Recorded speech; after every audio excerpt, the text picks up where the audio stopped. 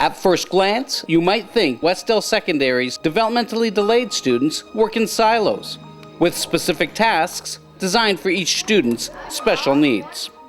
While each student's needs are quite unique, the reality is that they spend most of their class time interacting as a unit.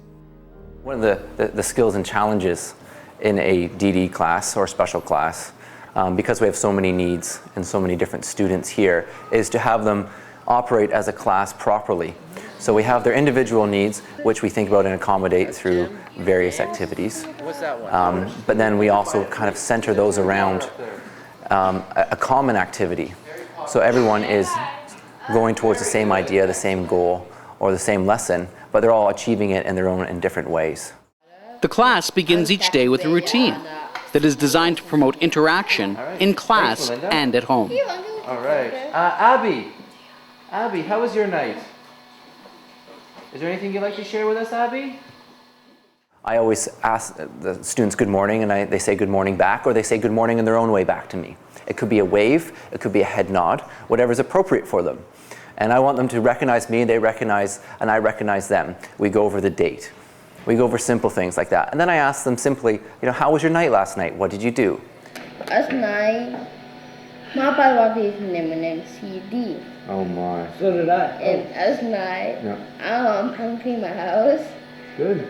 A lot of parents say when their child comes home who is in a special class, I don't know what they do.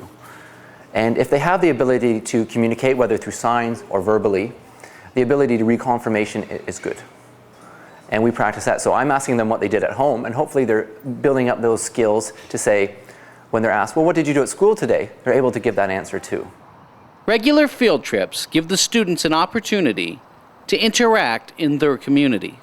For the last few years, we've been running weekly trips to the local grocery store. We do a little scavenger hunt, some little activities in the grocery store. We come back and we make the meal. If we have a scavenger hunt, Mr. Goodacre, gives us a shopping list to figure out what the prices are on the things. Also, in a week, we go down to our local community library. This is a really successful trip because they go down and they learn to interact with the resources that will be available once they leave the secondary school. They have that ability to say, okay, I need to entertain myself. I need to have an ability to go down and take a book out, find a book, order a DVD. Some of our students have learned how to do that with their library cards, going onto a computer, and they can do so now independently because it's that piece that links them to the community and links them to possible activities in their free time and after they leave secondary school. People use words like delayed, developmental delay, but all I see is an ability. All I see is desire to learn.